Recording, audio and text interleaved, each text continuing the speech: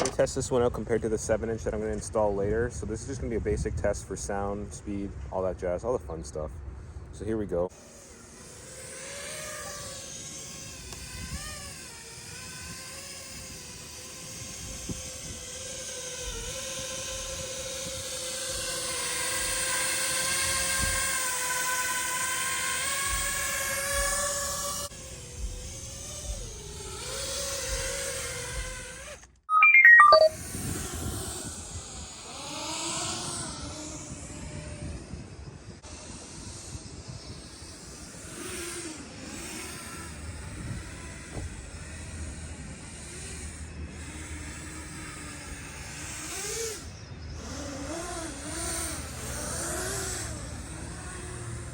And it uses like no battery.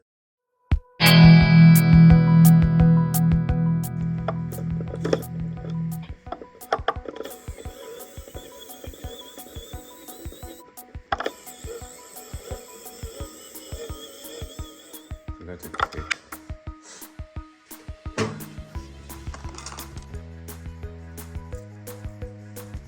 I get nothing.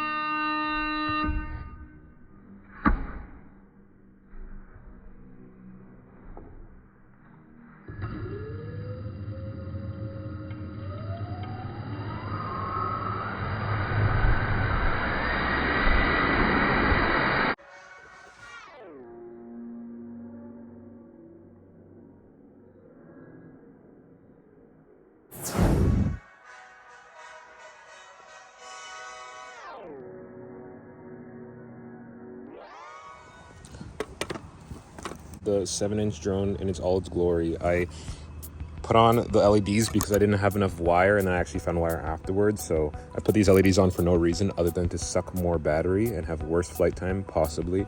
But they might look cool at night. We'll find that out probably sometime in the future. So yeah, let's go for a test flight.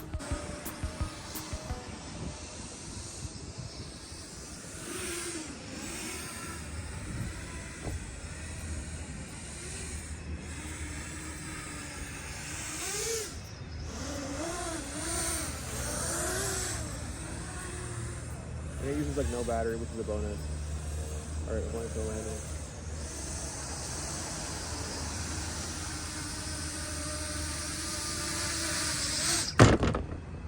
Really needed to go like quarter throttle just to get like up in the air and like fly and just fly around. That granted, that's with like no GoPro, but GoPro doesn't have that much weight to it.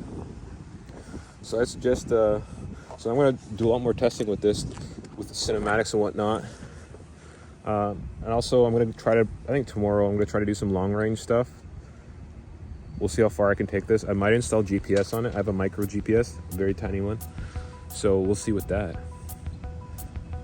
But overall, yeah, I would definitely take a 7-inch over a 5-inch now that I really test them side by side and I have it fresh in my mind. So do what you gotta do. 5-inch is pretty cool if you wanna just like hang out, I guess. But I think 5 inches again, more for ripping in like industrial areas.